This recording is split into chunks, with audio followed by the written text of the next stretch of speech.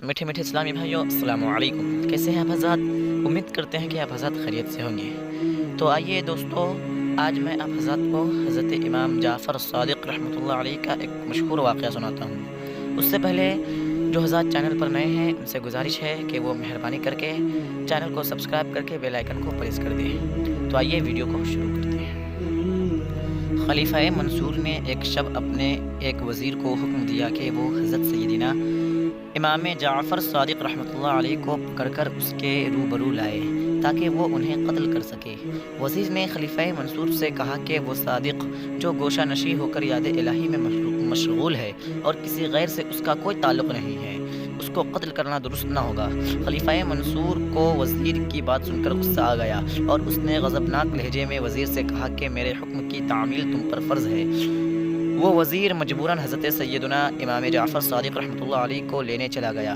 خلیفہ منصور نے جلادوں کو حکم دیا کہ جس وقت میں اپنے سر سے تاج اتاروں تم اسی وقت حضرت سیدنا امام جعفر صادق رحمۃ اللہ علیہ کی گردن اڑا دینا۔ جس وقت وہ وزیر حضرت سیدنا امام جعفر صادق کو لے کر دربار پہنچا تو خلیفہ منصور آپ کی عظمت سے اس قدر متاثر ہوا کہ تخت سے نیچے اترا اور آپ کا والہانہ استقبال کیا اور آپ کو مسند پر بٹھانے کے بعد ہاتھ باندھ کر کھڑا ہو گیا اور عرض کرنے لگا کہ مجھے خدمت کا موقع دیا جائے۔ حضرت سیدنا امام جعفر صادق رحمۃ اللہ علیہ نے فرمایا کہ آئندہ مجھے مت بلانا اور میری عبادت میں خلل پیدا نہ کرنا۔ خلیفہ منصور نے آپ کی بات سننے کے بعد آپ کو نہایت عزت و احترام سے رخصت کیا۔ حضرت سیدنا امام جعفر صادق رحمۃ اللہ علیہ کے جانے کے بعد 3 دن تک خلیفہ منصور پر لرزہ طاری رہا اور وہ مسلسل بے ہوش ہوتا رہا۔ تیسرے دن جب خلیفہ منصور کی حالت بہتر ہوئی تو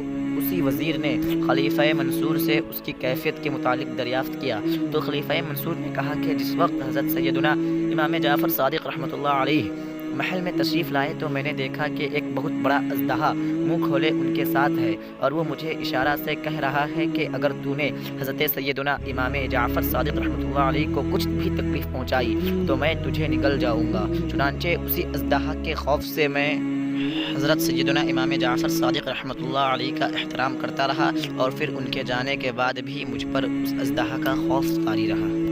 ایک مرتبہ حضرت سیدنا امام جعفر صادق رحمۃ اللہ علیہ تنہا کہیں جا رہے تھے اور زبان پر ذکر الہی جاری تھا کہ اس دوران کوئی دل جلا آدمی آپ کے ہمراہ ہو لیا۔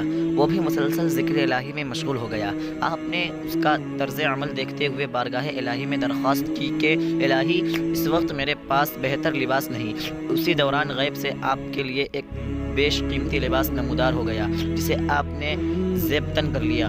وہ دل جلا شخص جو آپ کے ہمراہ تھا، اس نے جب یہ منظر دیکھا تو اس نے آپ سے عرض کیا کہ میں آپ کے ساتھ اللہ عز و جل کے ورد میں شریک رہا ہوں، آپ اپنا پرانا لباس مجھے عنایت فرما دے۔ چنانچہ حضرت سیدنا امام جعفر صادق رحمۃ اللہ علیہ نے اپنا پرانا لباس اسے عطا فرما دیا۔